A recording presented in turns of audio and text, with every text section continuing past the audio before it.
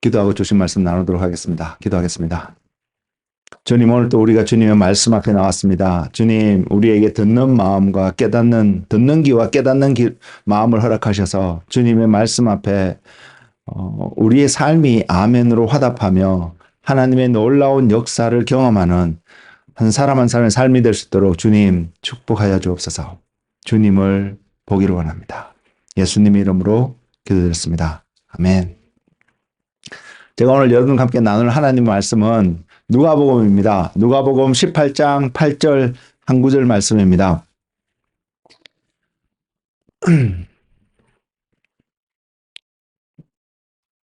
하나님께서 저에게 어제 이런 말씀을 주시는 것 같아요. 믿음을 보겠느냐, 이 말씀을 주시는 것 같아서 말씀을 준비하게 되었습니다.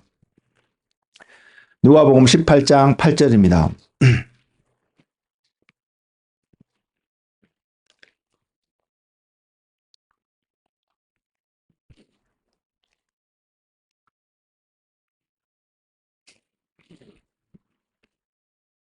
제가 찾으신 줄 알고 제가 봉독하겠습니다.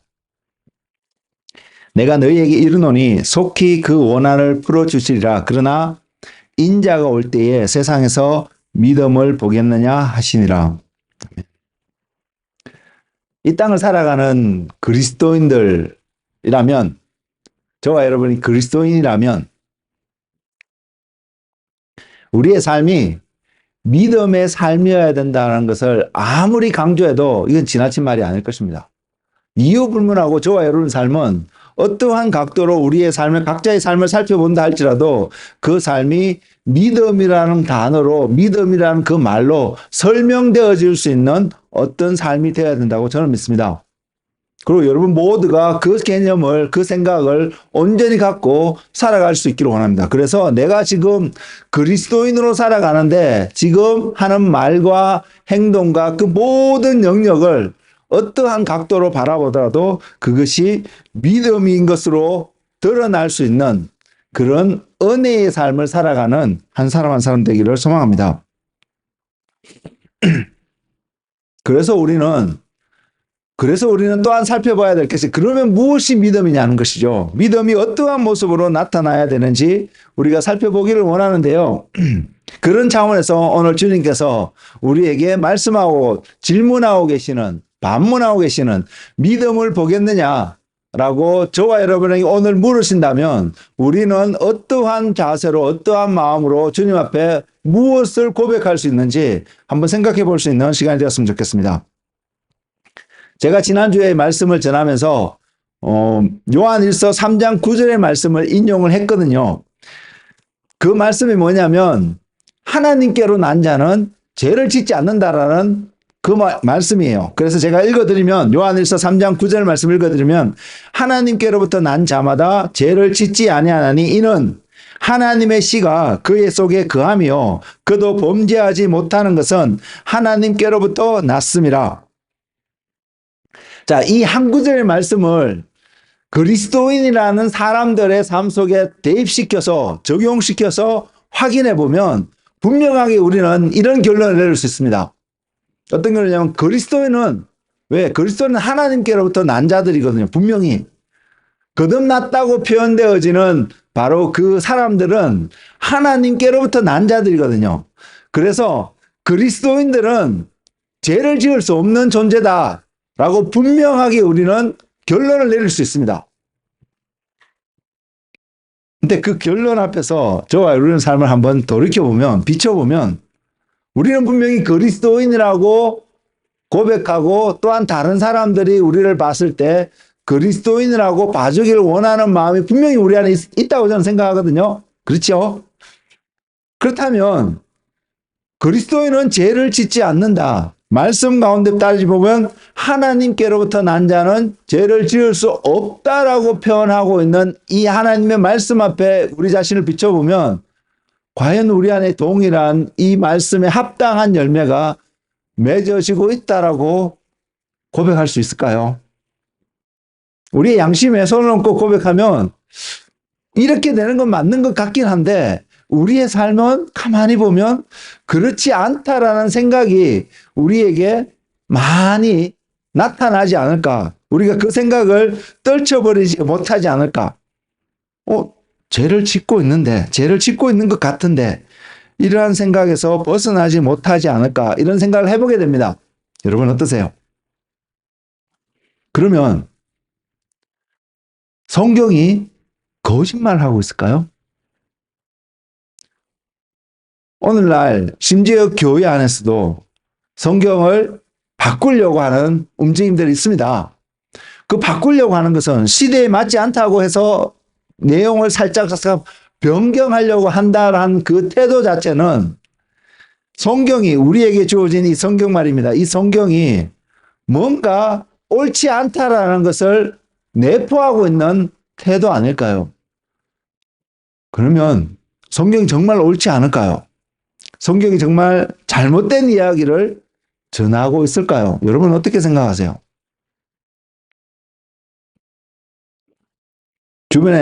주변에 있는 여러분의 코워커나 또는 믿지 않는 친구들이나 누구든지 여러분에게 그런 질문을 던진다면 여러분 과연 어떻게 대답을 하실 수 있을 것 같으세요?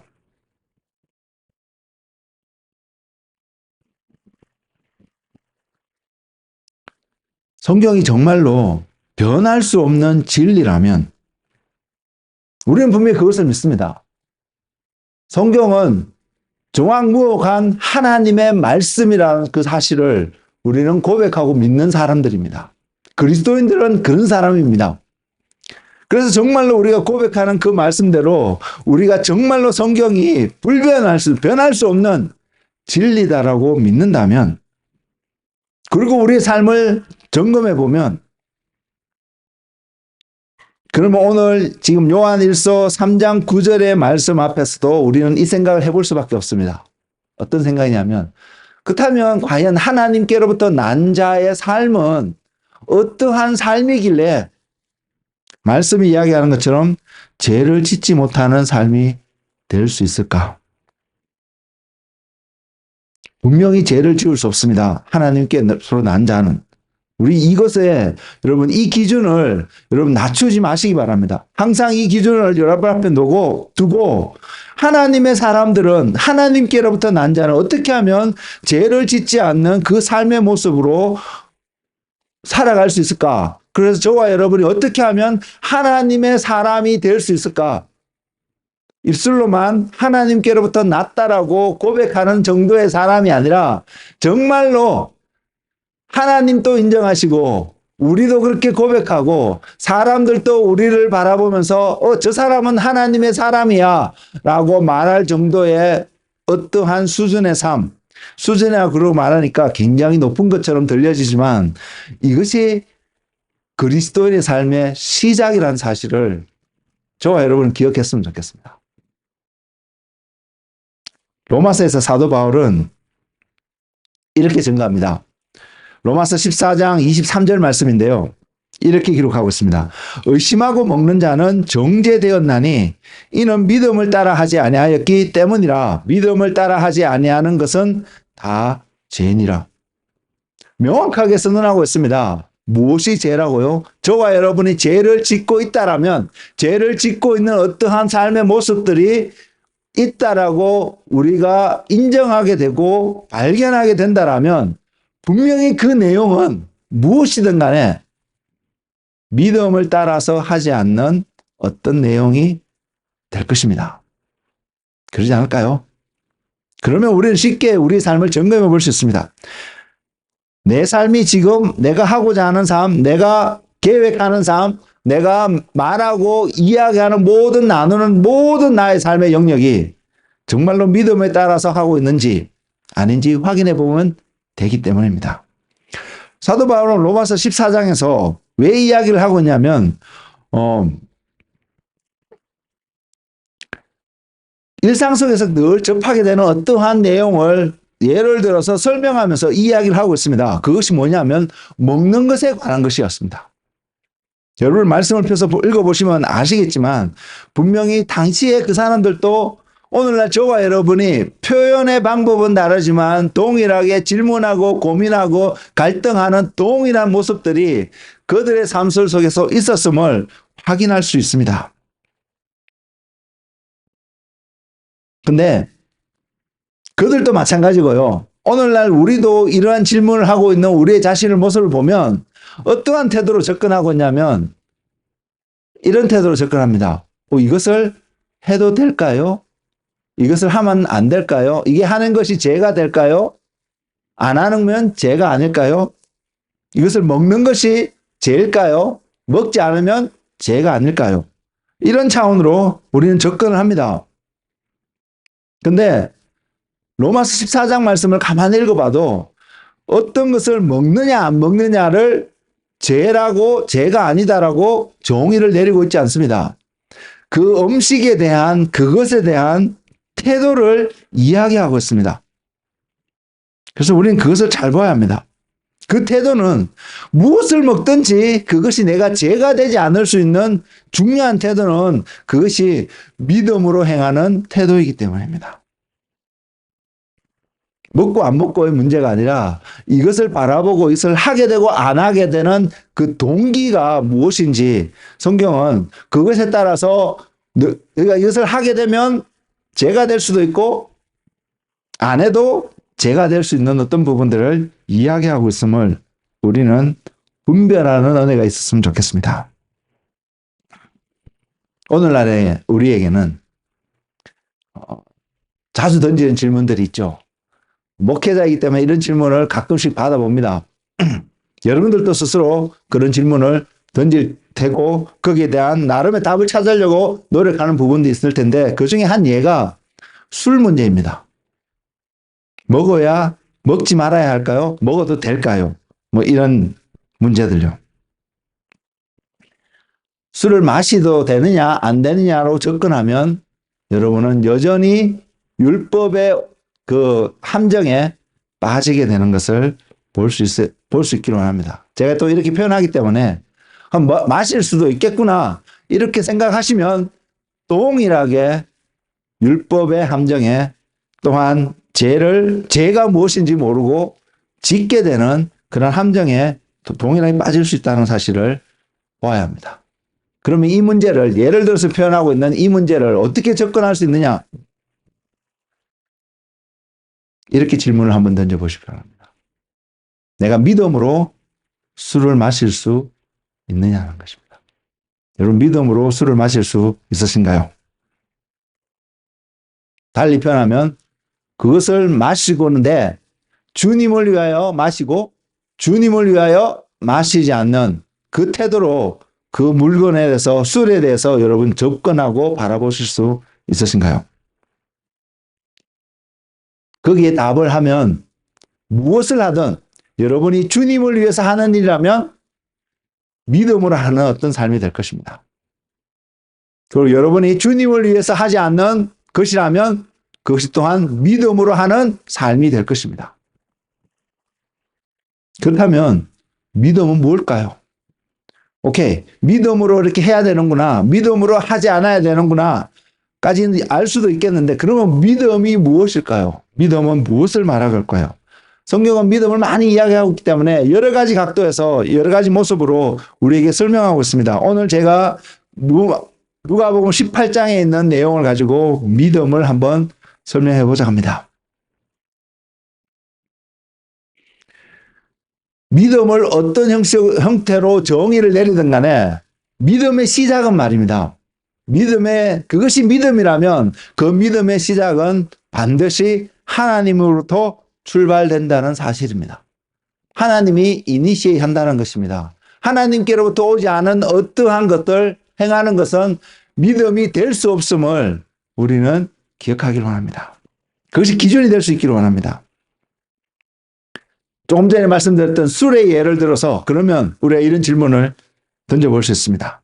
이것을 먹는 것이 옳을까요? 먹지 않는 것이 옳을까요? 고민하면서 하나님 앞에 질문했을 때 하나님이 허용하시고 하나님이 허락을 받았다라고 생각하고 믿게 되면서 하게 되는 사람이 있다라면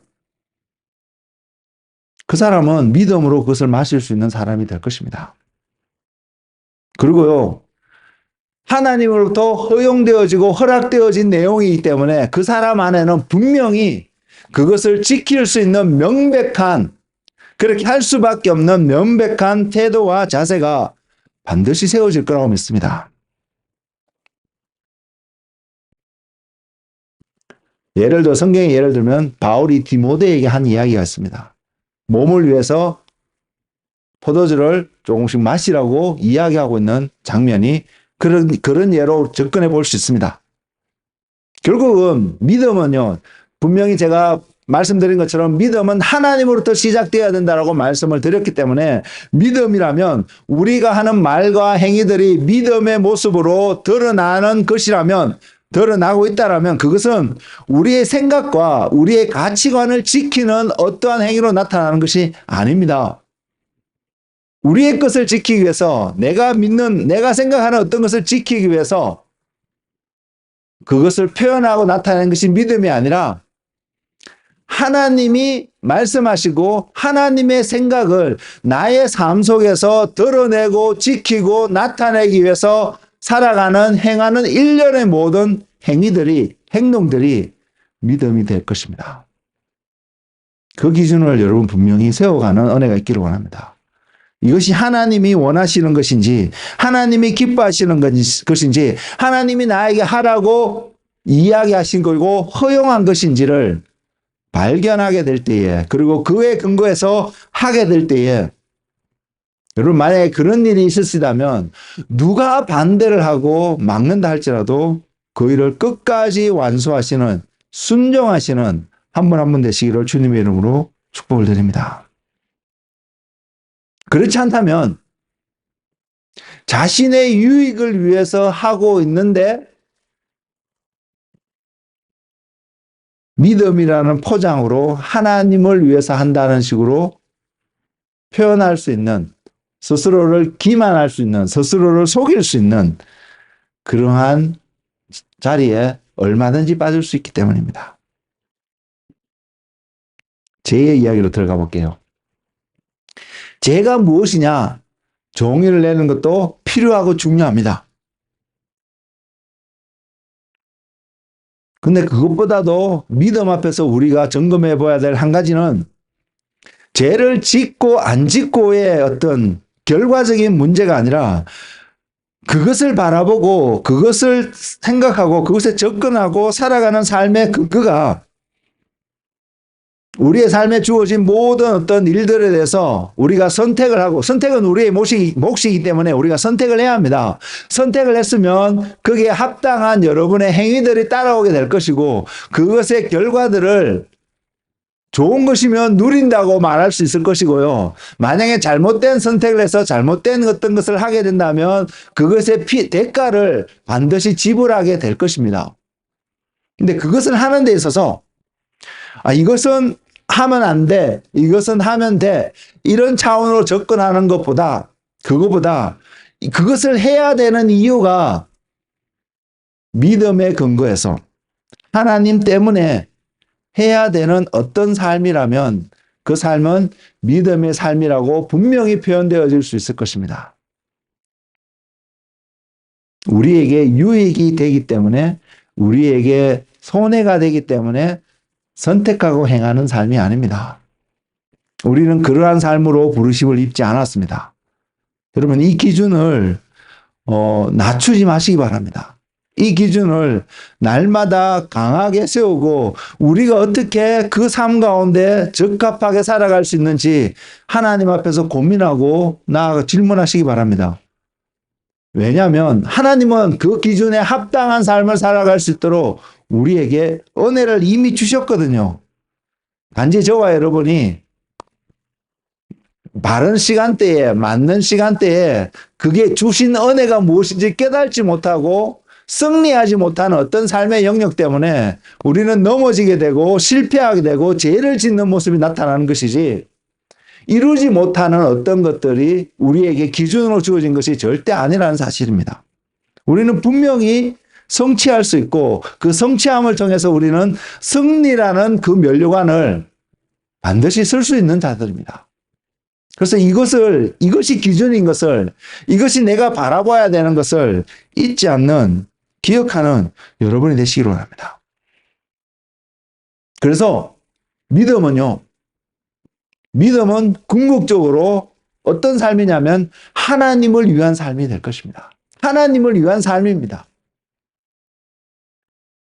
100% 우리의 삶이 하나님을 위한 삶을 사는 것이 분명히 말씀드리지만 최고의 유익입니다. 우리는 종종 그러한 삶을 놓고 때로는 머리로 동의하면서도 실제적으로 우리의 일상의 생활 속에서는 계산하고 따지고 그래서 많은 경우에 그것을 하지 못하는 나약함의 모습을 우리는 발견하게 되지만 그 이유가 어쨌든 간에 그러한 결과를 종종 경험하게 되지만 분명히 말씀드릴 수 있는 것은 100% 우리의 모든 삶이 하나님을 위한 어떠한 삶으로 나타나고 드려진다면 그거의 최고의 베네핏은 그렇게 드려지는 그 사람이 받게 될 것입니다. 분명히 믿음은 하나님을 위한 삶이기 때문에 우리 안의 생각은 이렇게 하는 것이 하나님께 최고의 유익이 될 것이라고 생각할 수 있는 부분이 분명히 있지만 그것도 틀린 말은 아닙니다만은 그러나 그것의 최고의 유익은 그렇게 드려지는 그 사람한테 분명히 돌아오게 될 것입니다. 왠지 아세요? 그 이유는 여러분이 여러분의 삶을 드리는 그 하나님이라는 그분이 하나님이시기 때문입니다. 여러분의 그 삶이 저라는 사람을 향해서 그러한 믿음을 보여준다면 그 유익은 제가 있을 것입니다. 제가 그 유익을 가질 것입니다. 그래서 여러분은 저를 향해서 그러한 믿음을 보이는 삶을 살아가는 것이 아닙니다. 근데 주님을 향해서 하나님을 향해서 그러한 믿음을 보일 때에 물론 분명히 그것을 통해서 하나님이 fully 100% 영광을 받으시는 놀라운 하나님께 예배드리는 그 모습이 나타나겠지만 동시에 그것을 통해서 여러분의 삶이 이 땅에서 누구보다도 뛰어난 최고의 축복을 누리며 살아가는 그러한 삶의 모습으로 여러분 삶이 드러나게 될 것입니다. 그 이유는 하나님이시기 때문입니다. 하나님이 하나님이시기 때문입니다.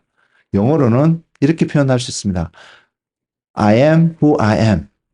하나님이 모세에게 소개했던 나는 스스로 있는 자라고 표현한 바로 그 표현입니다. 하나님이 바로 그런 분이기 때문에 우리의 모든 것을 드려도 그것이 하나님을 위한 삶으로 드려져도 그것이 또한 하나님께 영광이 됨과 동시에 우리에게는 최고의 유익이 되는 오늘날 우리 언어로 표현하면 우리에게 최고의 웰빙의 삶이 될 수 있는 그 삶이 믿음의 삶인 것을 우리는 기억했으면 좋겠습니다. 그렇게 해서 그 생각을 가지고 요한 1서 3장 있는 말씀으로 돌아가 보면 하나님으로부터 난 자들은 그들의 삶은 하나님이 중심적인 어떠한 삶을 살아가는 사람들임을 분명히 알 수 있습니다. 그래서 우리가 죄를 짓지 않는 삶을 살기를 원한다면 내 삶이 하나님 중심적인 어떤 삶으로 드러나면 드러날수록 나는 죄를 짓지 않는 사람이 될 것입니다. 우리의 기준은 그렇게 봐야죠. 내가 죄를 지었어, 안 지었어. 이거 이렇게 표현하는 것도 필요하긴 하지만 더 중요한 것은 내가 지금 오늘 살아가는 이 삶이 하나님 중심으로 하나님 때문에 하나님으로 인하여서 살아가는 삶인지 아닌지 자신의 삶을 분별하고 자신의 삶을 그렇게 드릴 수 있는 주님의 사람들이 되기를 예수님의 이름으로 축복을 드립니다. 결국은 하나님께로부터 난 자들이 하나님의 자녀들이라고 표현하고 있는데 이런 하나님의 자녀들은 궁극적으로 하나님을 떠나서는 살아갈 수 없는 자들입니다. 누가 봐도요. 자기 스스로 자기 자신을 봐도 제3자가 그 사람의 나의 삶을 봐도 저건 하나님을 위한 삶이 아닌 것 같은데 라고 표현하게 된다라면 그 사람은 분명히 믿음의 삶이 아니고 하나님을 위한 삶이 아닌 것입니다.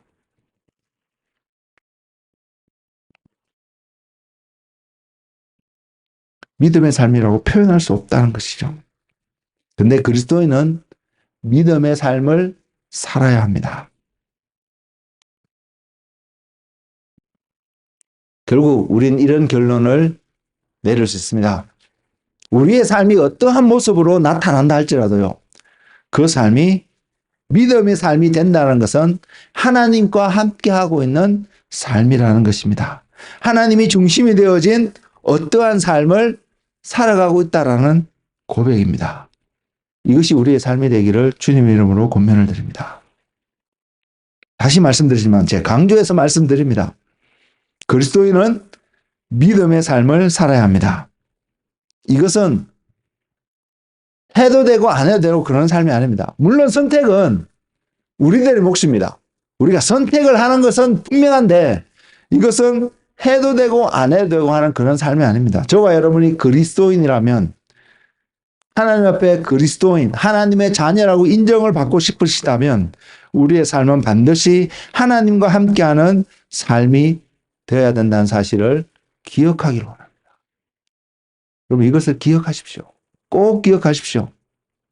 세상에 수많은 일들로 해서 분주함으로 해서 쉽게 잊어버리는 중요한 진리가 바로 이것입니다. 우리는 믿음으로 살아야 되는 존재인데 알게 모르게 믿음에서 벗어난 삶을 살아가고 있는 우리 자신을 발견하게 되는 그 한 이유는 그 사실을 잊어버리고 살아가고 있기 때문입니다.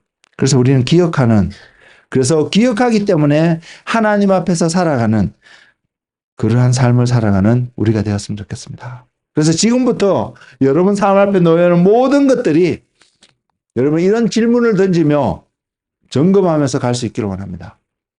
하나님이 내 앞에 지금 이 길을 하나님이 나에게 이것을 선택하게 하시고 하나님이 나에게 이러한 것들을 가게끔 인도하고 계시고 말씀하고 계시는가? 그래서 내가 이것을 행하는 것이 이것을 취하는 것이 또는 이것을 하지 않는 것이 하나님을 위한 삶인가를 늘 질문하면서 선택할 수 있는 지혜가 여러분 가운데 충만하기를 주님의 이름으로 권면을 드립니다. 하나님으로부터 출발해야 된다고 제가 말씀을 드리잖아요. 그럼 그 삶은 어떤 삶일까요?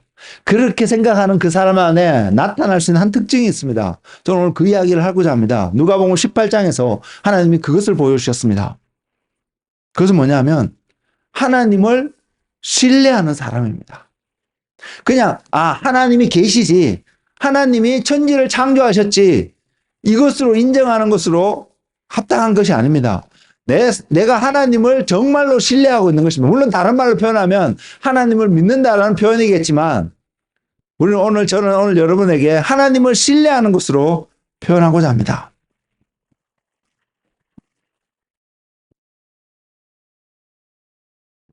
주님이 누가복음 18장에 있는 말씀으로 다시 돌아가면 주님이 말씀하시죠.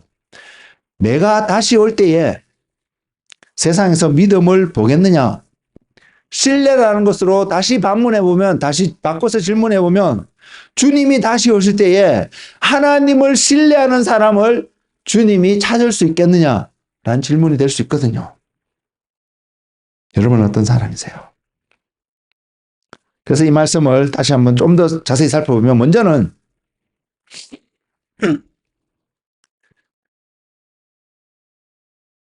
주님이 다시 오는 시점입니다. 주님이 분명히 다시 오신다고 표현하고 있기 때문에 우리는 그때가 오늘이 1900이 아니네요. 2023년 4월 16일 주일날 오후라는 사실을 우리가 알고 있는데 주님이 다시 오시는 그날을 이렇게 표현할 수는 없습니다.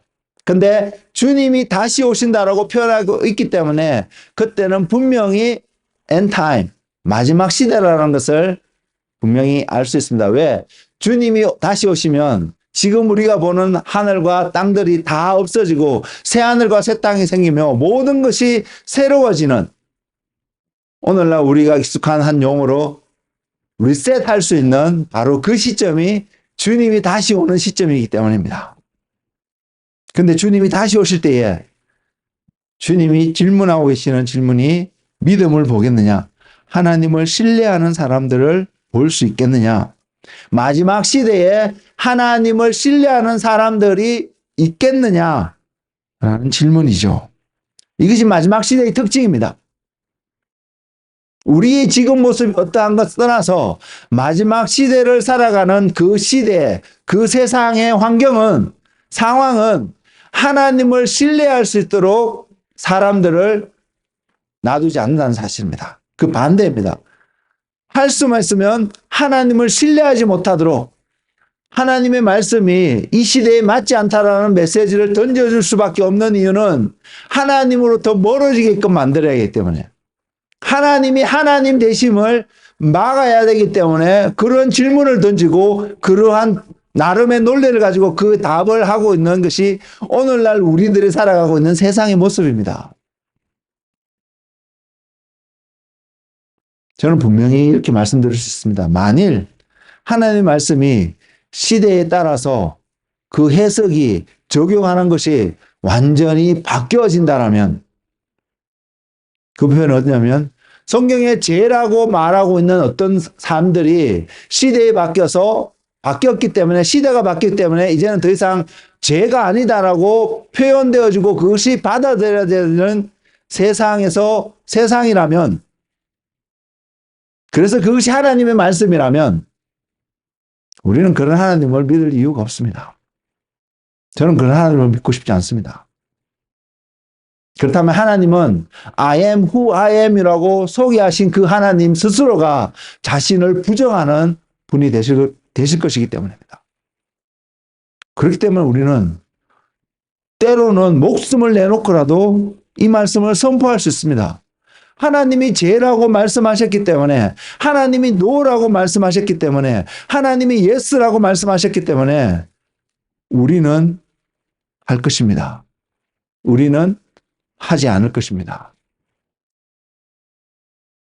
이 고백을 하는 것이 그리스도인의 삶입니다. 그리고 이 고백대로 살아가는 것이 그리스도인의 삶입니다. 저와 여러분 지금 교회 안에 있다고 그리스도의 삶이 아닙니다. 그러한 생각을 갖고 계시다면 지금 그 생각들은 다 쓰레기통에 집어넣기를 바랍니다. 그리고 어떻게 하면 내가 하나님이 예스하는 것에 예스하고 하나님이 노라는 것에 노하며 살아갈 수 있는지를 배우고 그 하나님의 은혜 가운데 머물 수 있는 그 삶을 구하는 여러분 되기를 주님의 이름으로 축복을 드립니다. 권면을 드립니다.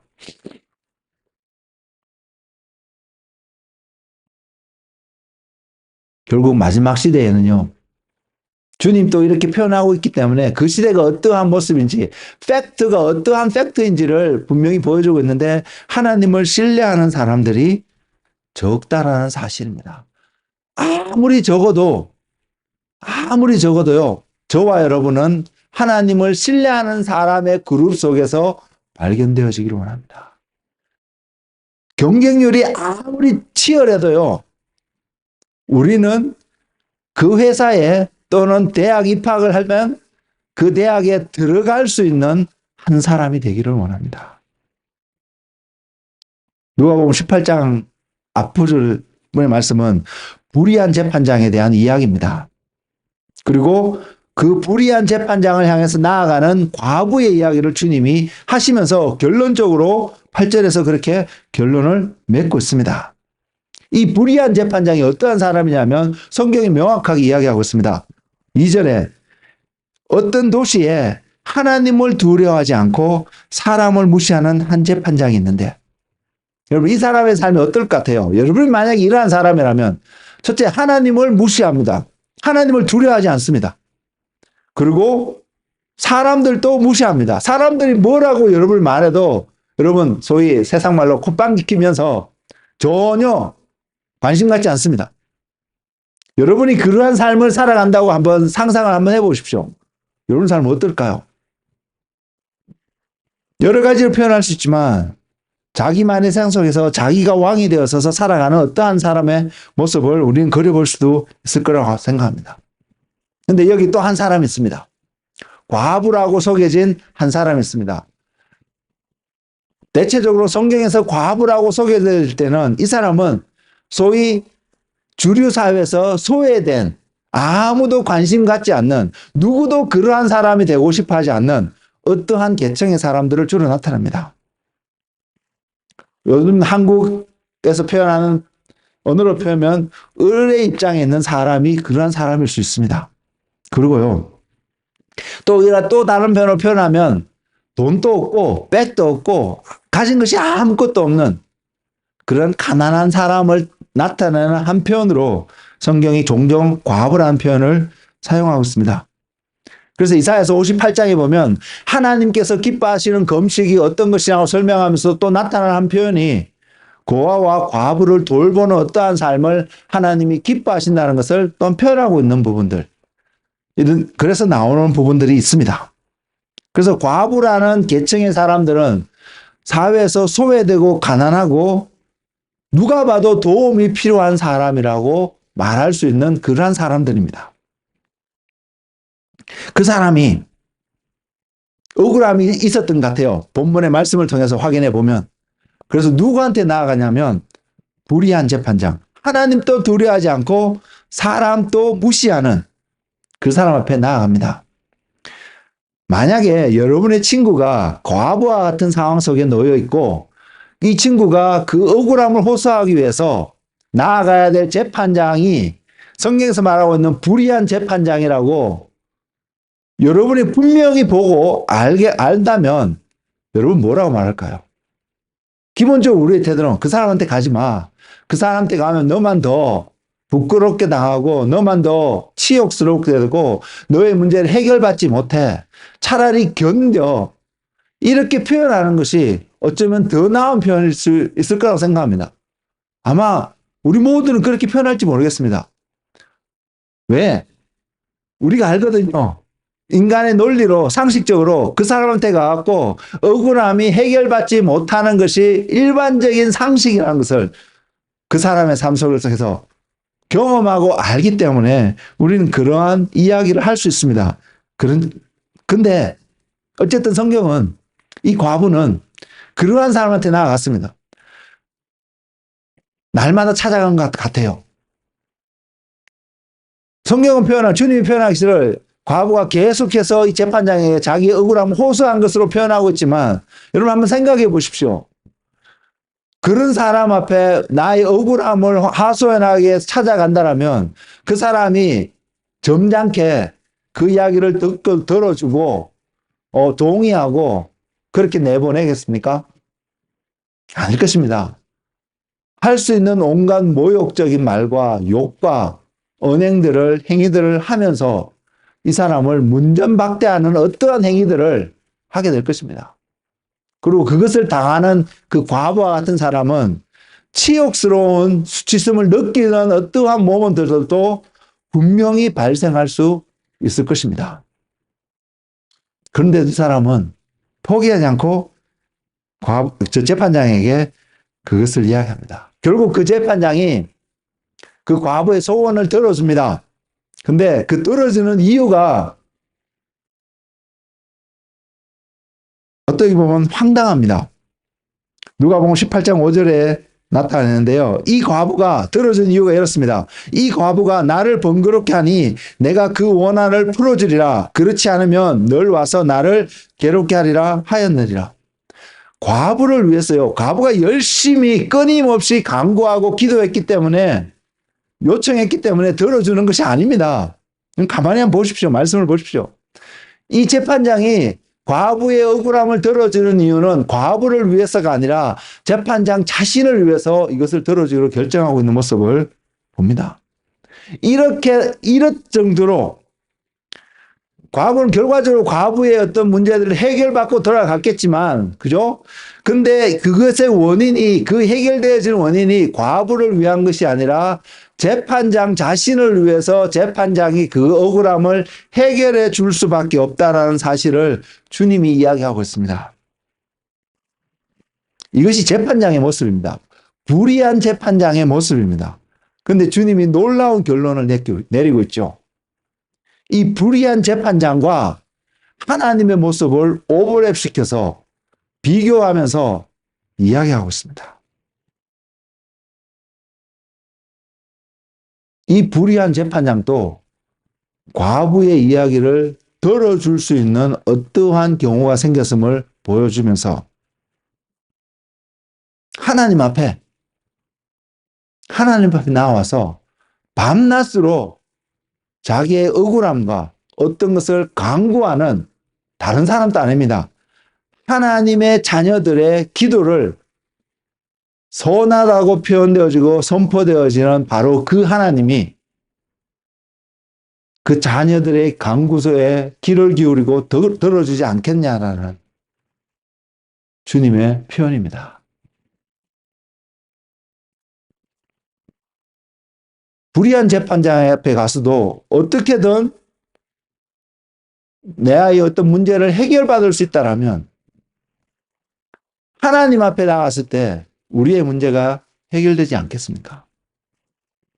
과부가 불의한 재판장에 나아가는 거예요. 예, 우리 이런 생각할 수 있습니다. 방법이 없지 않느냐고.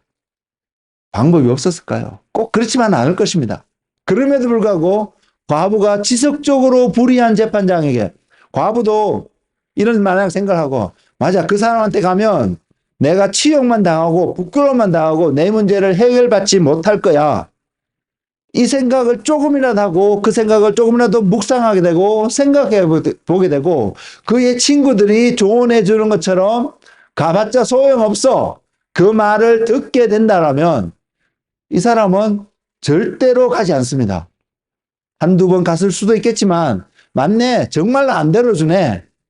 그렇게 말하고 돌아서서 그냥 본인이 해결하든지 견디든지 어떠한 것으로 삶으로 끝날 수 있었다는 사실입니다. 근데 성경에서 말하는 이 과부는 끝까지 갔습니다. 들어줄 때까지. 그 태도가 뭔지 아세요? 우리가 볼 땐 불의한 재판장이고 말도 안 되는 재판장의 모습이지만 이 과부는 그 재판장이라는 재판하는 위치에 있는 그 위치에 신뢰함을 갖고 나아갔다는 것입니다.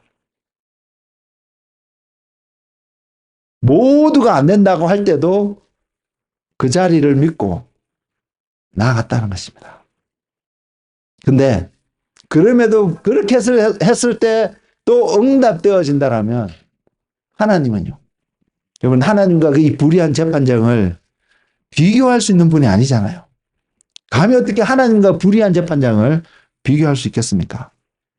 근데 거기서도 하나님 아버지의 모습을 드러내는 주님의 모습을 여러분 보이시나요? 그런 하나님이면 그 하나님 앞에 밤낮으로 자기의 억울함을 간구하고 기도하는 하나님의 자녀들의 기도에 응답하지 않겠냐고. 상식적으로 생각해도요. 불의한 재판장에 가서 우리의 억울함을 해결받는 확률보다 하나님 앞에서 우리의 억울함을 해결받을 확률이 월등히 높지 않을까요? 근데 우리는 어떻게 살아가고 있죠? 근데 우리는 어떻게 살아가고 있나요?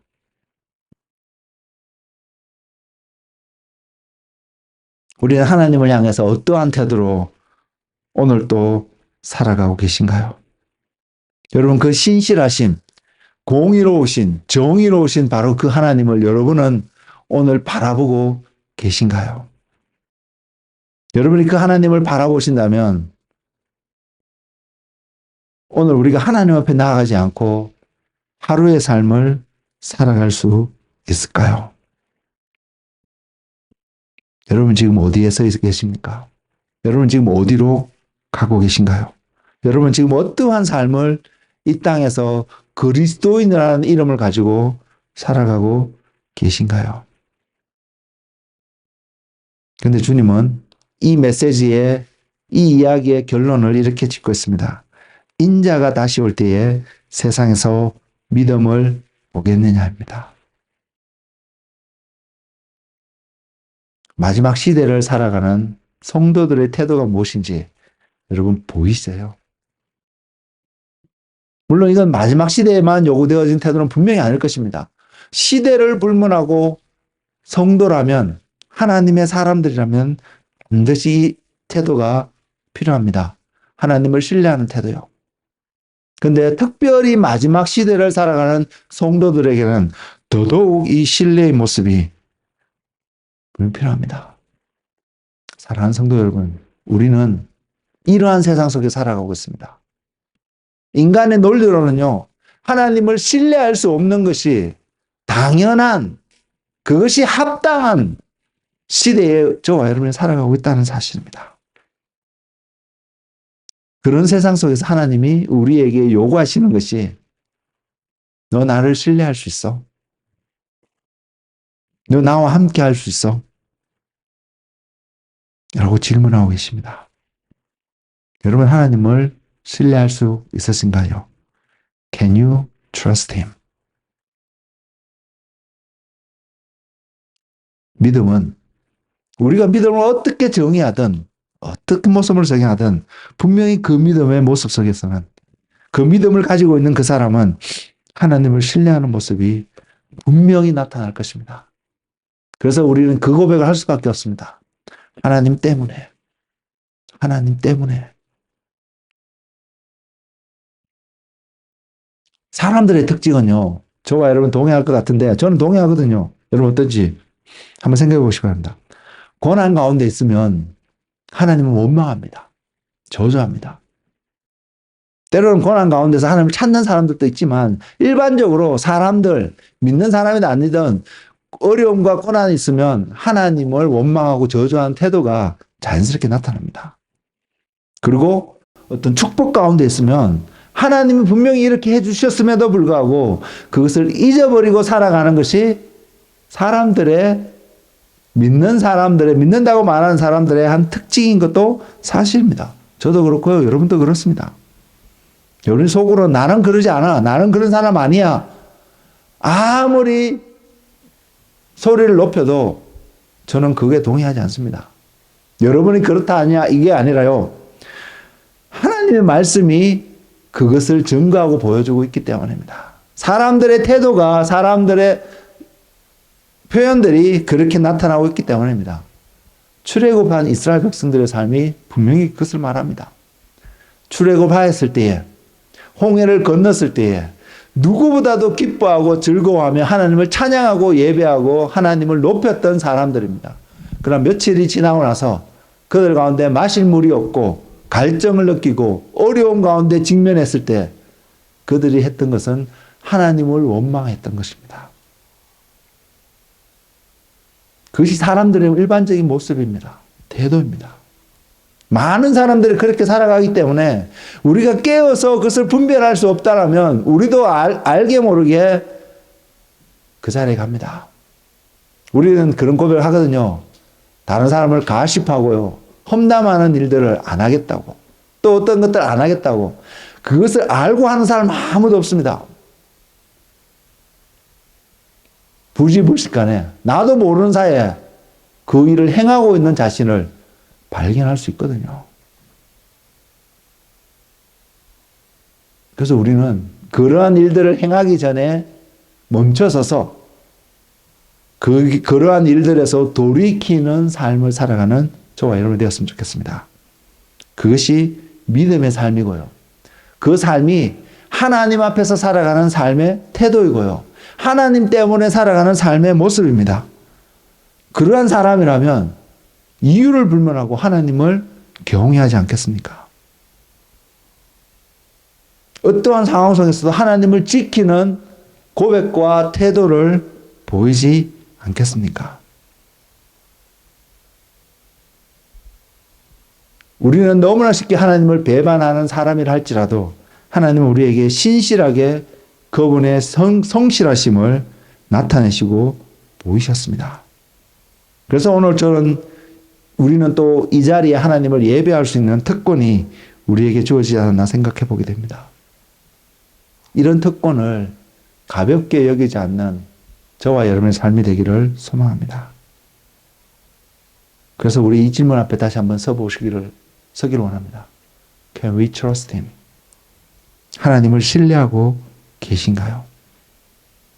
만일 여러분이 돈을 신뢰하고 살아간다고 한번 가정해 보십시오. 그럼 여러분의 삶은 돈에 의해서 좌지우지 될 것입니다. 그렇지 않을까요? 당연히 그렇겠죠. 또 관계에 매여서 여러분의 삶이 살아간다고 한번 생각해 보십시오. 그러면 관계가 나타나는 모습에 따라서 여러분 삶이 이렇게도 됐다가 저렇게도 됐다가 분명히 나타날 것입니다. 그러면 지금 여러분의 모습은요, 여러분의 삶을 붙잡고 있고 지탱하고 있고 이끌어가고 있는 그 동기가 되는 것, 그것은 지금 무엇인가요? 그리스도인의 삶은 그 동기가 바로 믿음입니다. 그리고 그 믿음은 하나님을 신뢰할 때에 나타나는 삶의 태도입니다. 환경이 상관없습니다. 어떠한 여건이 아닙니다. 전혀 상관없습니다. 우리가 어떤 환경 속에서 어떠한 여건 속에서 어떤 컨디션 속에서 오늘 하루를 살아가든 관계없이 우리가 그리스도인이고 하나님의 사람들이고 하나님으로부터 난 자들이라면 우리는 믿음의 삶을 살아가게 될 것이고요. 그렇게 살아가는 그 사람은 한번 생각해 보십시오. 죄를 지을 수 있을까요? 죄가 앞에서 유혹하고요. 넘어뜨리려 하겠지만 절대로 그 사람은 죄를 짓지 않을 것입니다. 왜요? 하나님 앞에서 살아가는 사람이기 때문입니다. 결국 우리가 죄 짓는 모먼트가 있다면 그 모먼트는 적어도 우리가 하나님 앞에 서 있다는 사실을 깨닫지 못하고 그러지 않은 상황 속에 있다는 것을 간접적으로 표현하고 있는 것입니다. 여러분, 죄를 지었으면 돌이키셔야 합니다. 요한일서 1장 9절에 있는 말씀처럼 우리가 죄를 지었으면 하나님은 미쁘시기 때문에 우리가 우리 죄를 자백하면 하나님께서 우리를 용서하신다고 약속하고 있기 때문에 죄를 짓는 여러분의 모습이 발견되어진다면 돌이키십시오. 회개하십시오. 그러나 죄를 짓지 않을 수 있는 길이 있음을 또한 기억하시기 바랍니다. 그 길은 하나님 앞에서 살아가는 믿음의 삶입니다. 이것이 그리스도인의 삶이라고 생각합니다. 그러면 우리가 이런 질문을 해보기도 하고 나름 답도 해보기도 하고 생각을 고민을 하게 되기도 하는데 대표적인 몇 가지 질문만 한번 던져볼게요. 우리 앞부분에서도 이야기했던 것처럼 술을 마시면 안 되나요? 11조를 꼭 해야 되나요? 믿지 않는 형제 자매와 만나면 결혼하면 안 되나요? 또 여러분 여러 가지 질문들을 여러분 리스트 작성할 수 있을 것입니다. 이런 질문들이 의미 없지 않을까요? 우리가 믿음 안에서 하나님 앞에서 살아간다면 그분 앞에서 내가 어떠한 삶을 살기로 결정하고 오늘도 살아간다면 이러한 질문을 대면할 때 우리는 무엇을 선택하고 무엇을 이야기해야 될지 당연히 알게 되지 않을까요? 여러분의 대답은 무엇인가요? 그리고 여러분은 그 대답을 보면서 나는 지금 하나님 앞에서 믿음으로 삶을 살아가고 있는지 그렇지 않은지를 분별할 수 있는 지혜가 여러분 가운데 있지 않나요? 여러분 어떻게 살아가고 계세요? 여러분의 주어진 하루를 여러분은 어떠한 태도로 또 살아가고 계신가요? 저는 이런 삶을 살아가기를 원합니다. 그래서 하나님 앞에서 또한 사람들 앞에서도 믿음의 삶, 하나님의 사람이라는 이야기를 들을 수 있는 그런 은혜 가운데 살아가는 한 사람이 되기를 원합니다. 비록 죄를 지을 수 있는 상황이 오더라도요. 그렇게 살아가는 저와 여러분의 삶이 된다면 우리는 우리 안에 계시는 성령님께서 그것이 죄인 그것을 하는 것이 죄고 또한 안 하는 것이 죄고 하는 것이 순종하는 것이고 안 하는 것이 순종하는 것임을 성령님께서 깨닫게 하시고 우리는 그 깨닫게 하신 대로 순종함을 통해서 선택하며 승리의 삶을 살아갈 수 있다고 믿습니다. 이것이 그리스도인의 삶입니다. 여러분 이런 삶 살고 싶지 않으세요? 여러분 이래서 승리하는 삶을 살아가고 싶지 않으세요? 하나님 앞에서 살아감으로 내 자신이 하나님이 기준이 되어서 하나님을 위해서 하나님 앞에서 드려지는, 그래서 믿음의 삶을 살아가는 그런 삶을 살아가고 싶지 않으세요? 기도하겠습니다.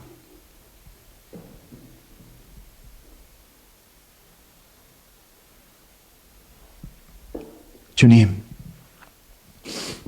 우리가 지금 어디에 서 있나요? 주님, 우리가 고민하고 있고 우리가 질문 던지고 있는 많은 질문들이 어쩌면 어리석은 질문들 아닐까요, 주님? 주님, 이 시간 하늘 문을 여시고 우리의 심령 가운데 빛을 비춰주시옵소서. 하늘로부터 내려오는 주님 그 빛을 비춰주시옵소서.